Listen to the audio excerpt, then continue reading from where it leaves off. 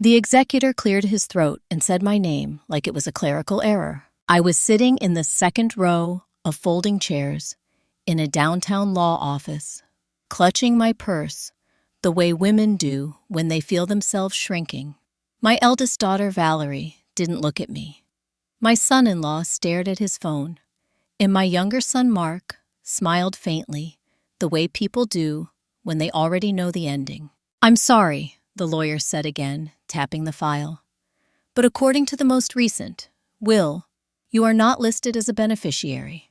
Not listed. That was the phrase that cracked something open in my chest. I'm Elaine Porter. I'm 62 years old. I was married for 38 years to a man named Harold Porter, who built a regional construction company from a single pickup truck and a borrowed ladder.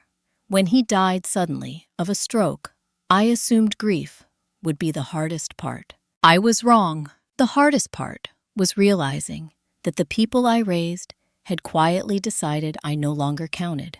The will was read in full that afternoon. The house in Connecticut went to Valerie. The vacation property in Vermont went to Mark. The remaining shares of the company were divided between them evenly.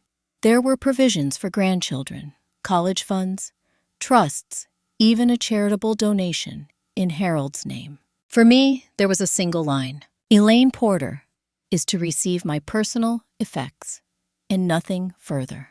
Personal effects. My wedding ring was still on my finger. My clothes were in my closet. Everything else had already been distributed. I remember the hum of the fluorescent lights, the faint smell of burnt coffee, the way the lawyer avoided my eyes, as if this were something contagious. Afterward, Valerie touched my arm, lightly, carefully. "Mom, you know Dad loved you," she said. "This isn't personal." It felt very personal. "What happened to the trust Harold and I discussed?" I asked. "The one that guaranteed I'd be secure." Mark cleared his throat. Dad changed his mind. Toward the end. Toward the end. That phrase would come back to me again and again. At home, that night, alone, in a house that no longer felt like mine, I poured a glass of wine and replayed every conversation from Harold's last year. He had been tired, slower, confused at times. Valerie had started managing his appointments. Mark had taken over finances to help. I had been gently sidelined, excluded, framed as emotional grieving in advance. A toxic family dynamic doesn't announce itself. It arrives disguised as concern. I found the old filing cabinet in the basement that night, the one Harold used to call his memory. Inside were contracts, handwritten notes, copies of earlier wills, and something else. A codicil, dated 18 months before Harold died. In it, Harold explicitly left me the house, half the company shares, and lifetime control over the trust. It was signed, witnessed, notarized, and replaced. Someone had gone to great effort to exclude me. I didn't cry. I didn't scream.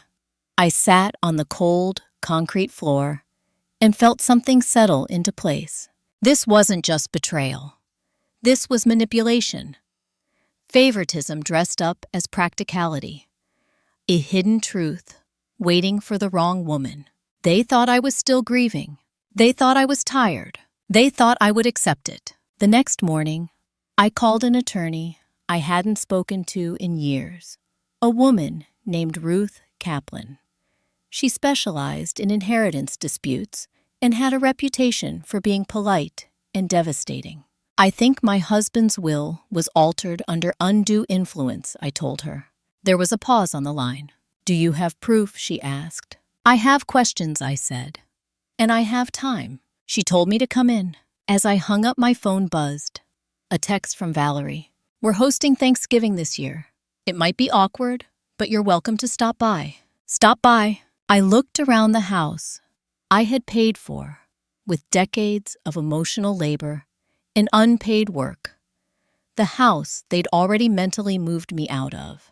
I typed back, "I wouldn't miss it." And in that moment, sitting at my kitchen table with the morning light cutting across the floor, I made a quiet promise to myself. If they wanted me excluded, I would show them exactly what that choice cost. Thanksgiving dinner was served on heirloom china that used to be mine. Valerie had insisted on hosting to keep things simple, which was her way of saying controlled. The dining room smelled like roasted turkey and cinnamon, and every place setting was perfectly aligned, except mine. My chair was at the far end of the table, next to the swinging door to the kitchen, not beside my children, not near my grandchildren. I noticed. Of course I noticed. So did Ruth Kaplan, sitting across from me, smiling pleasantly into her wine glass. Valerie didn't know who Ruth was. She thought she was a friend from church. I let her think that. Conversation flowed around me like I wasn't there. Mark talked about expanding the company. Valerie discussed renovations to the Connecticut house. My grandchildren asked for seconds. No one asked how I was managing. This was how exclusion worked. Quiet, polite, surgical. After dessert, Valerie clinked her fork against her glass. We wanted to say how grateful we are. She began that everything went so smoothly after Dad's passing. Smoothly. I met Ruth's eyes. She gave a nearly imperceptible nod. Actually, I said, my voice steady. I'd like to say something. The table went still. I've been doing some reflecting, I continued, about family, about transparency, about how grief can make people vulnerable. Valerie's smile tightened. I recently learned, I said, that Harold executed multiple estate documents in the last 2 years of his life. Mark shifted in his seat. I also learned, I went on, that the version probated was not the version he discussed with me. Ruth set down her fork. At my request, Ruth said gently, I've begun a review of the circumstances surrounding the final will. Valerie laughed nervously. Mom, this isn't the time. It is exactly the time, Ruth replied. I felt my pulse slow. Power has a temperature. This was it. Evidence suggests, Ruth continued, that Mr. Porter was under medical treatment affecting cognition during the period the will was amended. Silence, and that certain beneficiaries were present during consultations, while the spouse was excluded. There it was, the word excluded. Mark stood abruptly. This is ridiculous. Sit down, Valerie snapped, then looked at me. Mom, you're doing this here. Yes, I said, because you made it public when you decided I didn't belong. My granddaughter stared at her plate. Ruth slid a folder onto the table. There will be a formal filing next week, contesting the will, alleging manipulation and undue influence. Valerie's face drained of color. You can't, she whispered. You don't have the standing. I smiled then, not cruelly, clearly. I'm his widow, I said. I have all the standing I need. The room erupted. Voices overlapped. Accusations flew. I stayed seated. Revenge isn't loud. It's patient. As coats were grabbed and chairs scraped back, Valerie leaned down to me, her voice shaking. You're tearing this family apart. No, I said quietly. I'm telling the truth. That night, as I drove home, my phone buzzed again. A message from Mark. We need to talk. You've gone too far. I didn't respond. Instead, I opened the folder Ruth had given me. Inside were timelines, medical records, emails I hadn't seen before, proof of a pattern, proof of betrayal, and at the very bottom, a note in Ruth's handwriting. There is more, much more, but we need leverage. I looked out at the dark road ahead and felt something I hadn't felt since Harold died.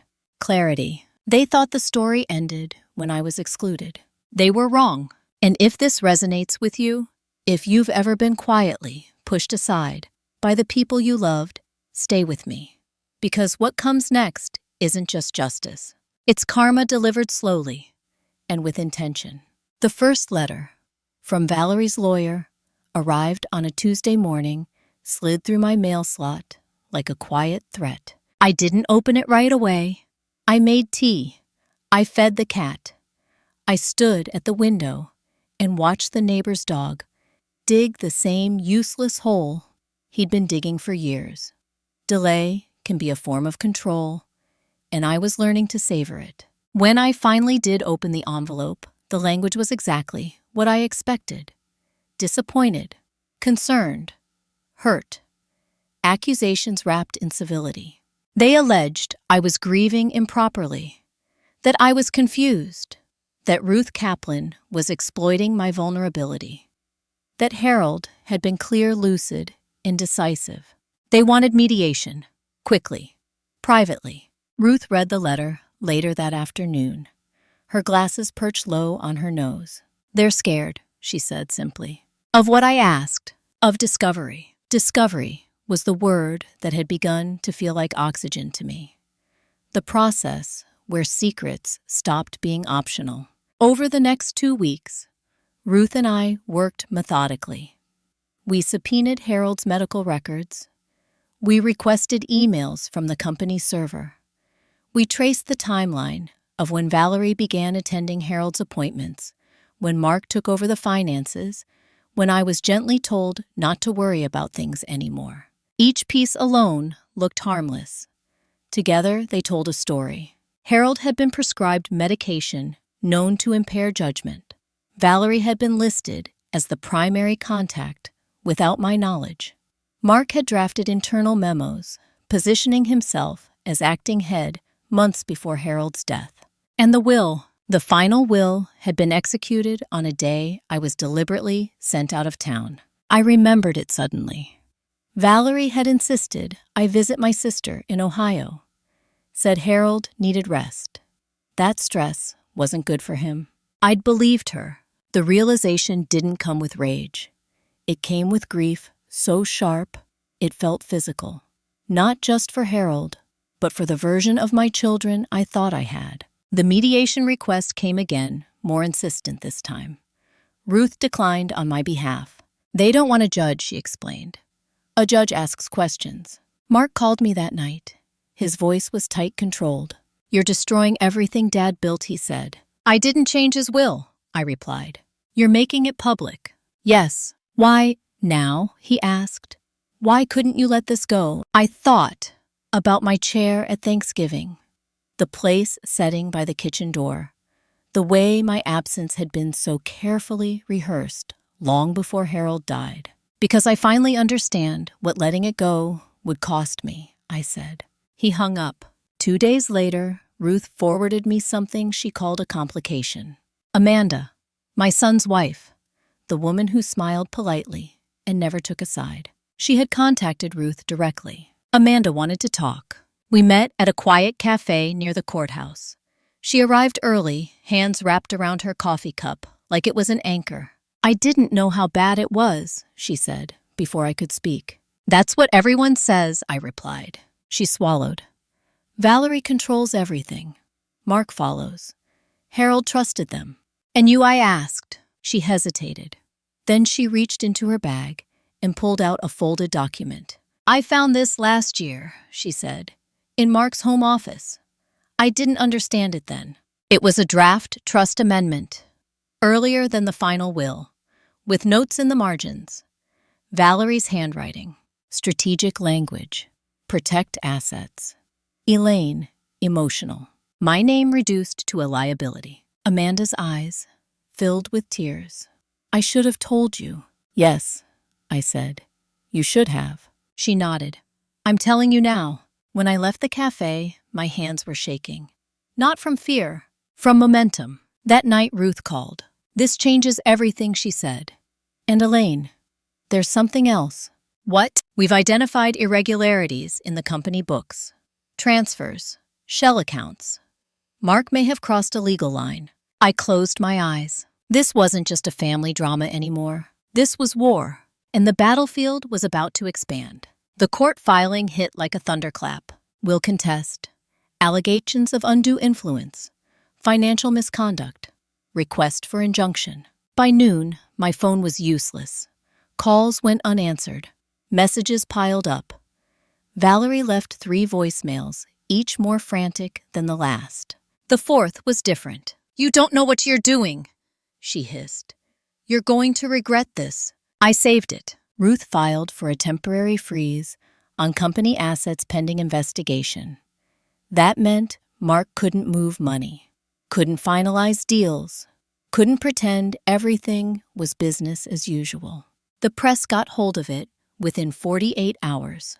Small-town papers first, then regional business blogs. Family dispute clouds, Porter construction future. I watched Mark on television, standing stiffly outside the office building. Harold had named himself, insisting everything was fine. It wasn't. Valerie came to my house, unannounced, that Friday. She stood on my porch, impeccably dressed, eyes red. "You're humiliating us," she said. "You humiliated me first," I replied. She stepped inside without being invited, looked around the living room like she was already calculating resale value. "You were always so passive," she said suddenly. "So agreeable. We didn't think you'd fight." There it was, the truth, naked and ugly. "You miscalculated," I said. She laughed brittle. "Do you think a judge is going to side with you, an emotional widow, against 2 children, protecting their father's legacy?" "I think the truth has a way of surviving stereotypes," I replied. Her face hardened. "If you go through with this, you will lose us." I met her gaze. "You already left." She left without another word. That night, Ruth called again.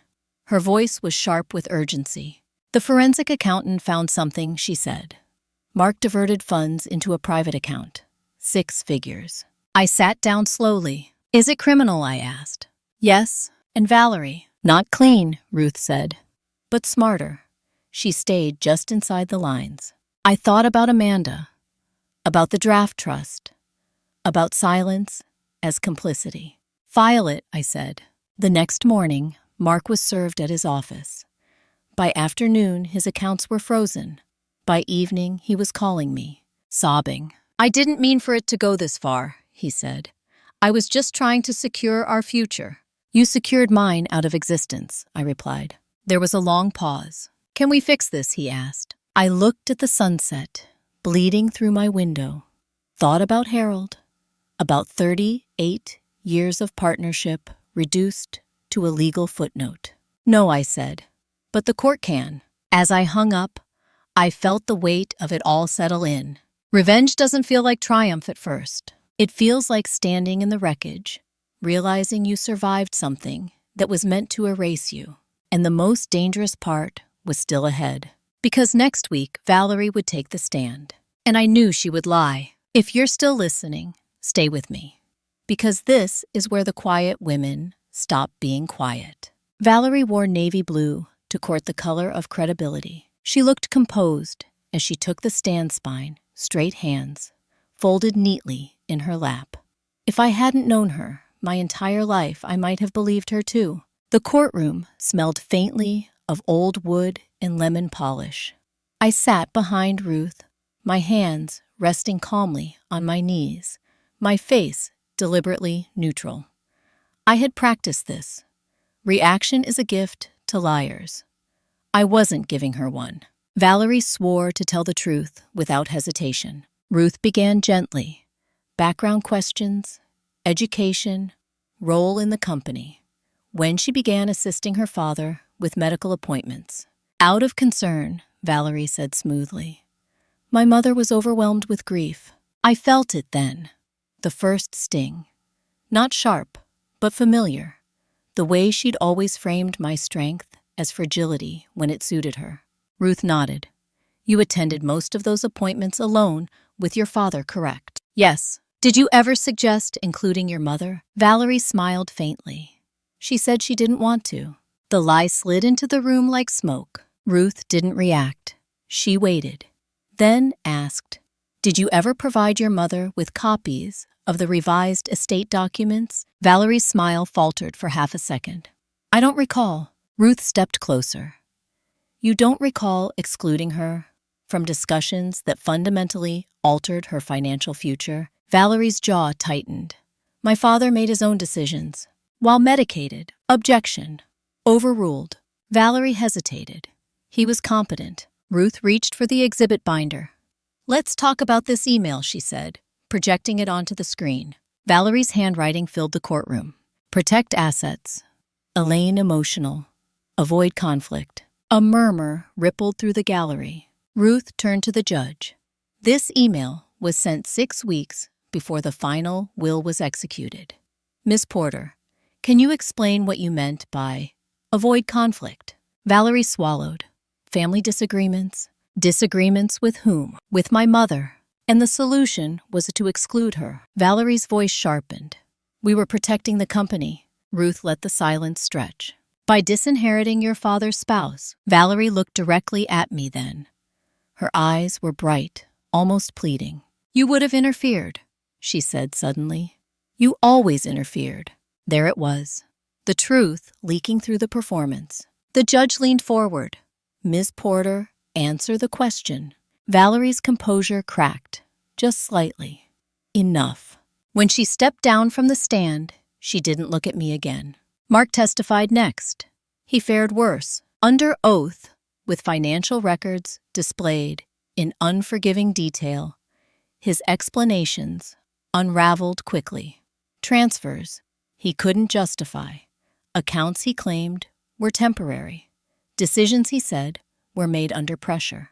Pressure from whom? By the end of the day, the judge ordered a criminal referral for further investigation. I watched my son crumble in real time. That night, I sat alone in my living room, the same room where I had once believed silence was dignity. My phone buzzed.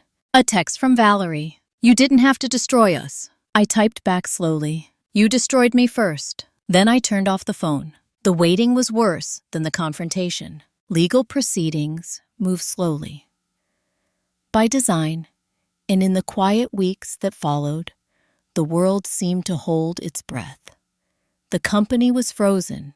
Mark was under investigation. Valerie retreated from public view. And me, I became invisible again. But this time, by choice. Ruth called every few days with updates.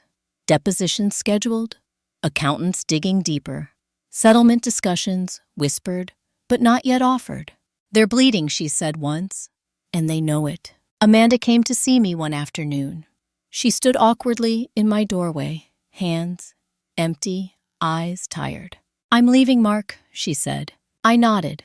I had already known. I didn't marry into a toxic family to become part of the manipulation, she continued. "I'm sorry it took me so long to see it." "Seeing it eventually matters," I said.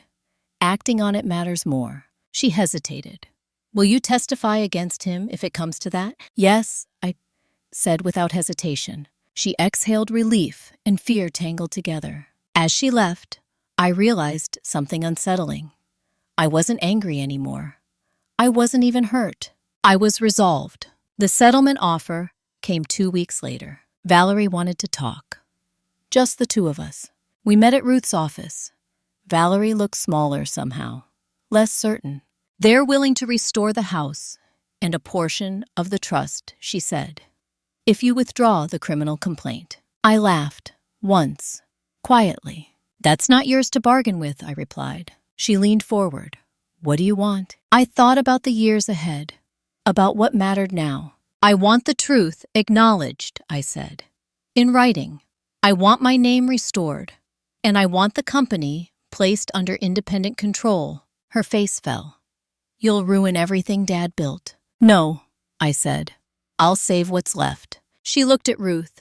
"And if we refuse," Ruth answered, "then we proceed. Fully." Valerie closed her eyes. 3 days later, the agreement was signed. The will was invalidated. The earlier codicil reinstated. The house was legally mine again. The trust restored. The company placed under a court-appointed administrator. Mark entered a plea agreement the following month. I attended the hearing, not out of spite, out of closure. When it was over, Ruth shook my hand. "You did this right," she said. As I walked out of the courthouse, sunlight warming my face, I felt something loosen inside me. This wasn't just revenge. It was reclamation. And the most unexpected part was this. For the first time in a long time, I wasn't defined by who excluded me. I was defined by what I refused to accept. And the story wasn't over yet. Justice doesn't arrive with fireworks. It arrives quietly in envelopes and signatures and court orders that change the temperature of a room without anyone raising their voice. 3 weeks after the settlement, I stood alone in the house again. My house. The deed was back in my name, freshly recorded, the paper still smelling faintly of toner and authority. Valerie had already removed what she wanted months earlier. The rooms echoed. I walked through them slowly, touching the walls, the way you touch something you almost lost. The dent near the staircase, where Harold once dropped a toolbox. The window latch he never quite fixed. These weren't assets. They were proof. But the quiet didn't last. That afternoon, the Board of Porter Construction requested a meeting. Emergency session. Ruth advised me to attend. "You're not just the widow anymore," she said. "You're the controlling shareholder." The conference room felt colder than it used to. The long table gleamed. The men seated around it avoided my eyes until I sat down at the head. I hadn't sat there before. "We need stability," one of them began. "Clients are nervous." "I understand," I said. "So am I." They shifted. I let the silence do its work.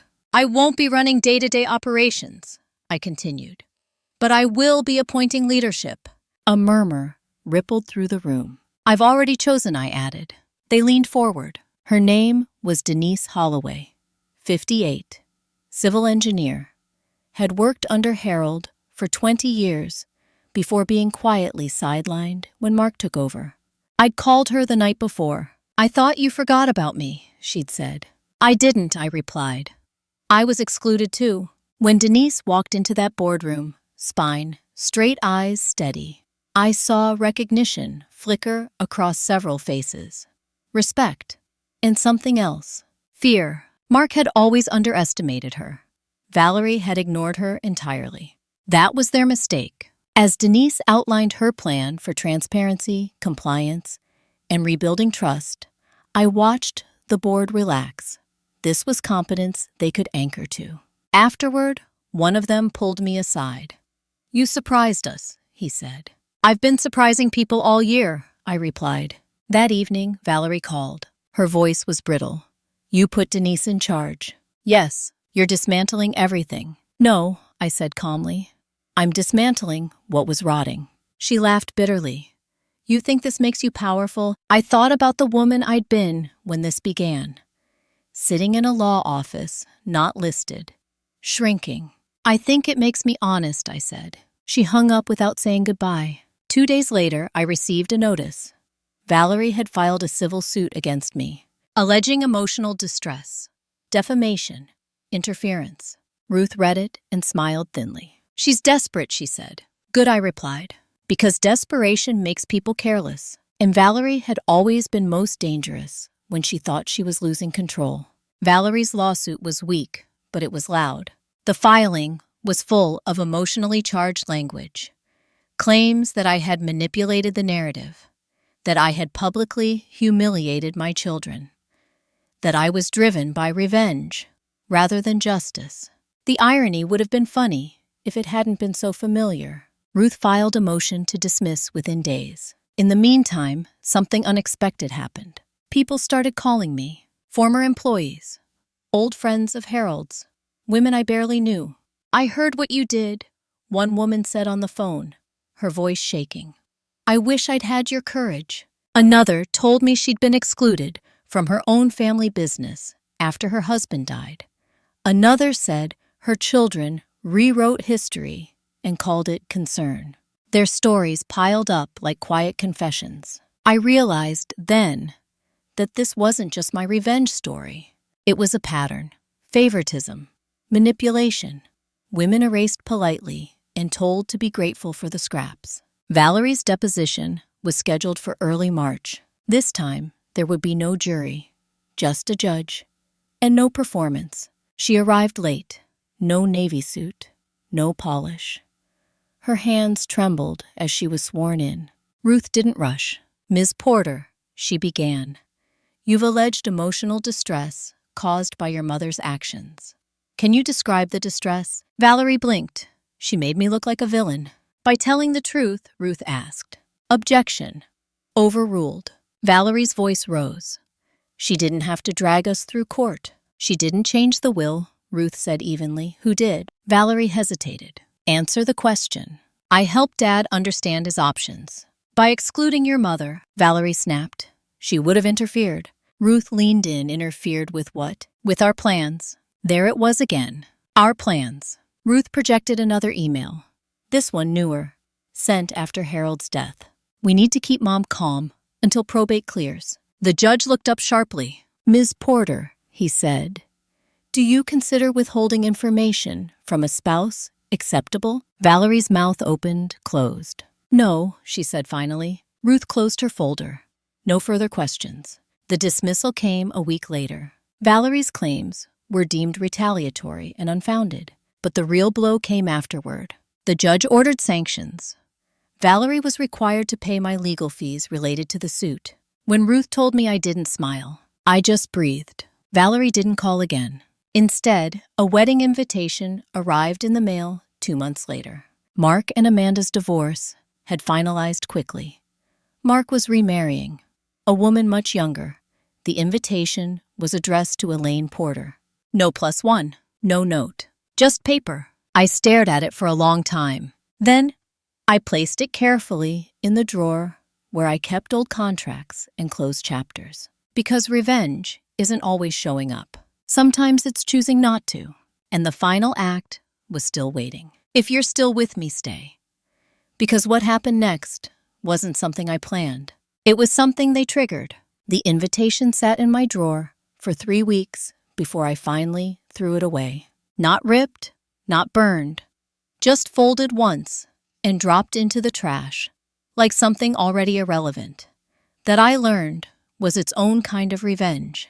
Mark's wedding came and went without me. I heard about it the way you hear about distant weather. A few photos online, a rented estate, white flowers, smiles that didn't quite reach the eyes. What I didn't expect was the call that came 2 days later. From Denise. "You need to come down to the office," she said. Something came up. Her voice wasn't panicked, but it was careful. The kind of careful that means someone finally stepped on a landmine.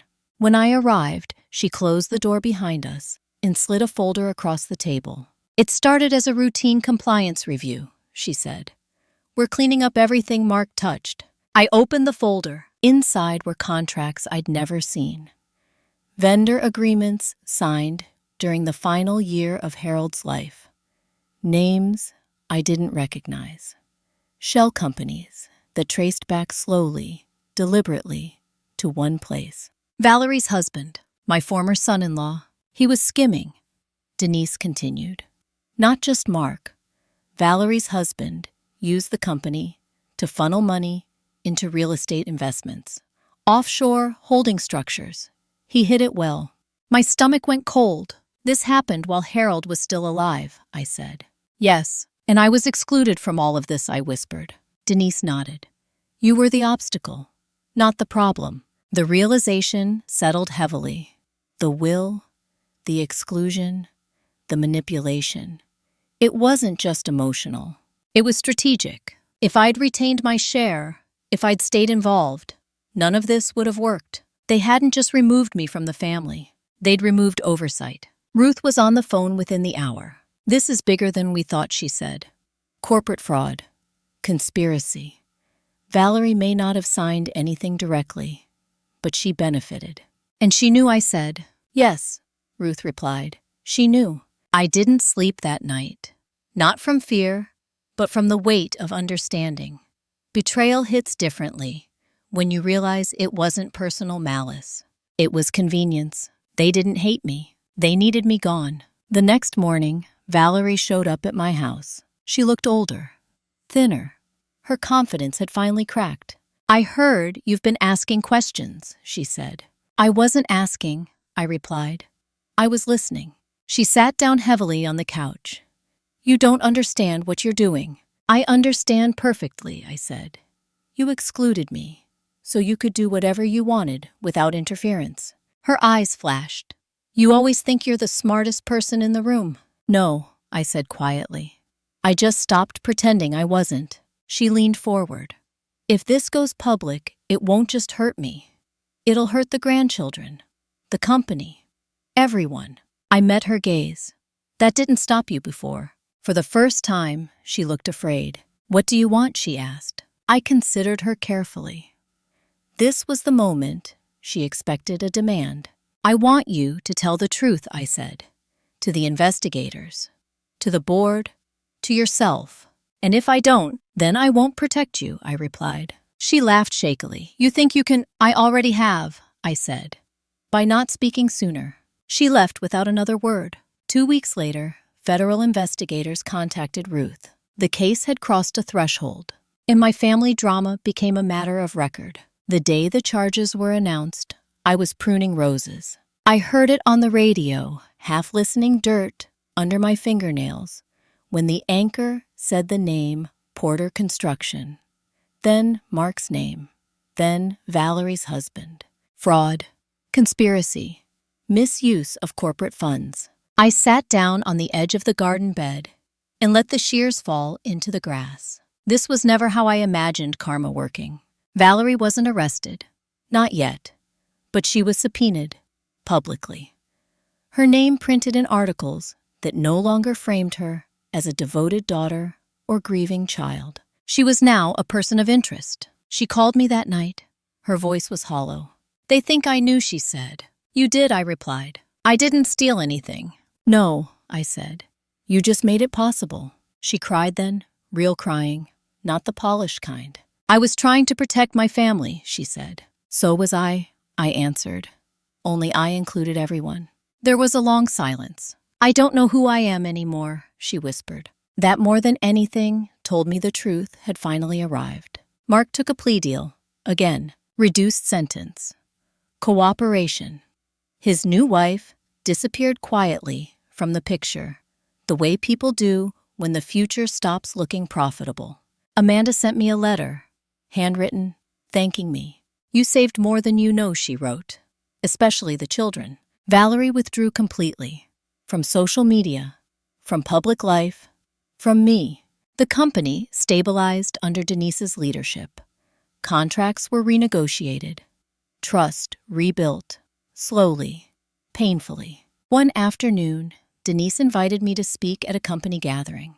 Just a few words, she said.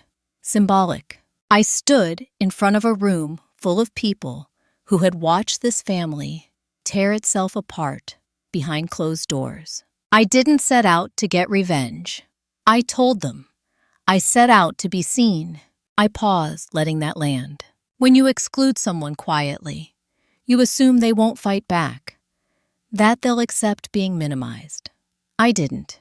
There was no applause, just understanding. That night, alone again in my living room, I opened the drawer where I'd kept the wedding invitation. It was gone. In its place, I put something else. A copy of the original codicil. The one that proved Harold hadn't forgotten me. The one that reminded me who I was before I let other people define my worth. Revenge stories don't end with triumph. They end with clarity. And the final chapters aren't about punishment. They're about what you choose to build after you refuse to be excluded ever again. Stay with me, because the ending isn't about them at all. Time does something revenge never can. It tells the truth without raising its voice. A year passed after the investigation became public. Not the kind of year marked by holidays and celebrations, but the kind measured in small, quiet recalibrations. New routines, new silences, new boundaries that no longer needed to be announced because they were simply lived. Valerie never went to trial. She cooperated fully once the evidence closed in around her husband. Her testimony helped shorten his sentence. In exchange, she kept her freedom. She lost something else instead. Her marriage ended. Her social circle evaporated. The invitations stopped coming. People who once praised her strength now avoided eye contact in grocery stores. I didn't take pleasure in that. What I felt was distance. Emotional, necessary distance. Mark served his time quietly. No press conferences, no statements, just a plea agreement and a line item in a court record. I visited him once at his request. The prison visiting room smelled like disinfectant and regret. "I don't expect forgiveness," he said, staring at the table. "I just wanted you to know I finally understand. Understand what I asked. That excluding you wasn't neutral. It wasn't passive. It was violence without bruises." I nodded. Yes. He swallowed. "I thought you were strong enough not to need us." I looked at my son. Really looked at him, stripped of arrogance and control. "That's the lie people tell themselves," I said. "So they don't have to choose kindness." When I left, I didn't promise to come back. At Porter Construction, Denise thrived. The company posted its strongest quarter in 5 years. Employees stopped whispering. The culture shifted. Transparency replaced fear. One afternoon, Denise invited me to her office. "They want to name the new scholarship after you," she said, "for women over 50 entering engineering or project management." I blinked. "Why me?" She smiled. "Because you didn't just save the company. You changed what leadership looks like." I accepted. At Thanksgiving that year, I ate alone, by choice. I cooked what I liked. I set the table for one and lit a candle anyway. Not out of sadness, out of respect, because being excluded had taught me something I hadn't known before. Inclusion starts with how you treat yourself. On Christmas morning, I received a small package in the mail. No return address. Inside was an old photograph. Harold and me, younger, laughing, his arm around my shoulders. On the back, in his handwriting, were 4 words. "You always mattered most." I sat there for a long time holding it, and for the first time since this all began, I cried. Not from pain, from release. 2 years after the will reading, I stood in front of my mirror, adjusting a black dress that fit perfectly because I had stopped trying to shrink myself. I was attending a legal conference. Ruth had invited me as a guest speaker. The topic was something deceptively simple: inheritance disputes and the cost of exclusion. The room was filled with women, some younger, many older, faces lined with experience and restraint. I told them my story, not dramatically, not angrily, just honestly. I told them about the folding chairs, about not being listed, about the Thanksgiving seat by the kitchen door, about documentation, about refusing to be quietly erased. When I finished, no one clapped at first. Then one woman stood, then another. Afterward, they came up to me one by one. I thought I was crazy. They told me I was overreacting. They said I should be grateful. I held their hands. I looked them in the eyes. "You're not imagining it," I told them, "and you're not too late." That night, back home, I poured a glass of wine and sat in my living room, the same room where this story had begun, with silence and shock. The house felt warm, lived in, mine. Valerie sent a message that evening. Short, careful. "I hope you're well." I read it once. I didn't reply. Because revenge isn't about the final word. It's about knowing when you no longer need one. If you're listening to this, and something in it feels familiar, if you've been excluded, minimized, quietly, written out of your own story, I want you to remember this. You don't need to scream to be powerful. You don't need permission to demand fairness. And you don't need to accept a version of reality that requires you to disappear. Sometimes, the bravest thing a woman can do is say no more and mean it. If this story resonated with you, please like this video, share your thoughts in the comments. Your story matters. And subscribe for more stories about justice karma and women who refuse to be erased. Because this wasn't just my revenge story. It might be the beginning of yours.